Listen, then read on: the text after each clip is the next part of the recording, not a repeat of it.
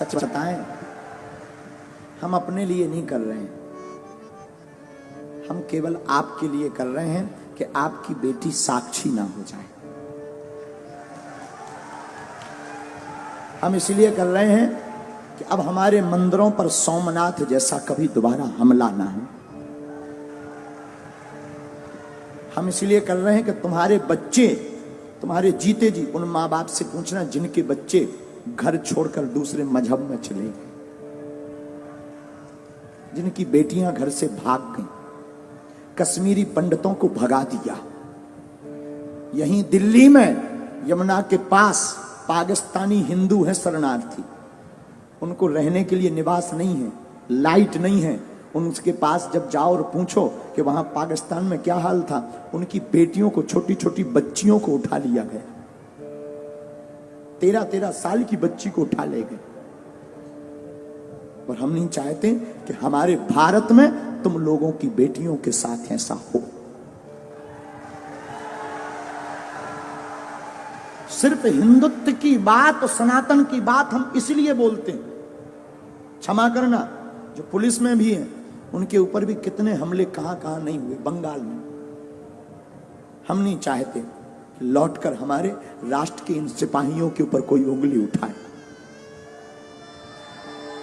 इसीलिए हम हिंदुत्व की बात करते हैं, इसीलिए हम सनातन की बात। हमें कोई शौक नहीं चढ़ा है, ना हमें यश पाना है, ना हमें सम्मान, ना हमारी कोई पार्टी है कि हमें राजनीति करनी।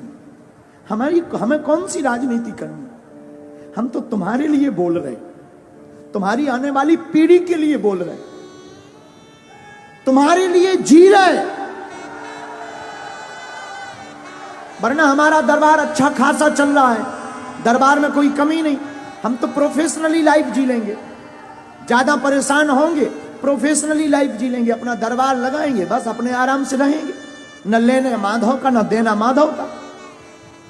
लेकिन क्या इससे राष्ट्र का भला होगा? नहीं होगा। हम तुम्हारे लिए जी रहे हैं। इस वीडियो को जरूर तुमसे प्रार्थना है कि तुम्हारे अंदर अगर जमीर है, जागो।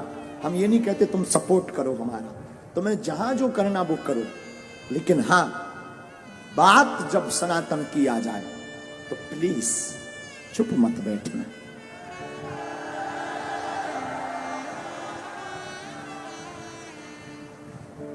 इसलिए प्रार्थना है, नहीं बाइकआउट करना ही पड़ेगा, बिना उसके काम भी नहीं चलेगा। जो ऐसा चलाए और जो ऐसा करे उसको देखना, उसके पंडालों में जाना बंद कर दिया जाए।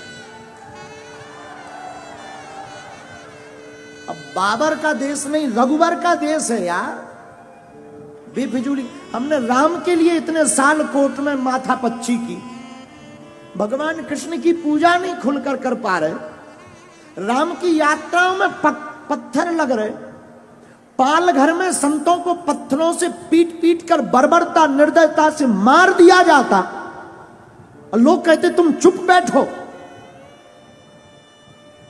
और हां, हमारे बोलने से और तुम्हारे जय श्री राम केवल मोबाइल चलाने से भारत हिंदू राष्ट्र नहीं बनना है। तुम्हें आवाज उठानी पड़ेगी और जैसे को तैसा जवाब देना पड़ेगा, तुम्हें घर से बाहर निकलना पड़ेगा। क्योंकि हम कोई राजनेता नहीं है कि तुमने ताली पीटी और वोट दिया हम चले गए। हम सनातन के सिपाही हैं। जब तक तुम्हारे अंदर जुनून और जोश नहीं भर देंगे, जब तक तुम्हें सड़कों पर तूफान, मंदिरों में भीड़, सड़कों पर तूफान चाहिए, हमें राम राज्य से भरा हिंदुस्तान चाहिए। और आज तुम जवाब नहीं दोगे, कल तुम्हारी कोई नहीं सुनेगा। 5-6 प्रदेश में हिंदू अल्पसंख्यक हो गए, यूपी में भी हो जाओ, भारत में भी हो जाओ। तो अगर नहीं ऐसा चाहते हो तो आओ, चाहते हो तो ठीक है, तुम्हारी इच्छा, हम तो बोल सकते हैं। नहीं चाहते हो, तुम्हारे अंदर जमीर है। हमारे पूर्वजों ने राम के लिए अपने प्राण त्यागे हैं। भारत के लोगों, तुम्हारे पूर्वजों ने संस्कृति और संस्कार और भारत को बचाने के लिए बलिदानियां दी हैं। और तुम इसको थोथा बनाकर गुलाम मत बनवा देना।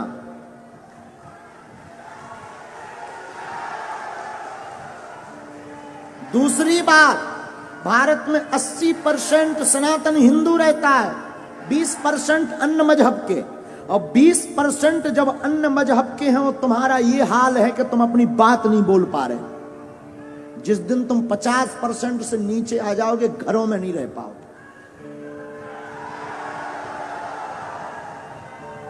और कोई भड़काऊ बात नहीं है, बहुत ही जगाने वाली बात हो। इसके बाद अगर किसी को बुरा लगे तो क्षमा करना।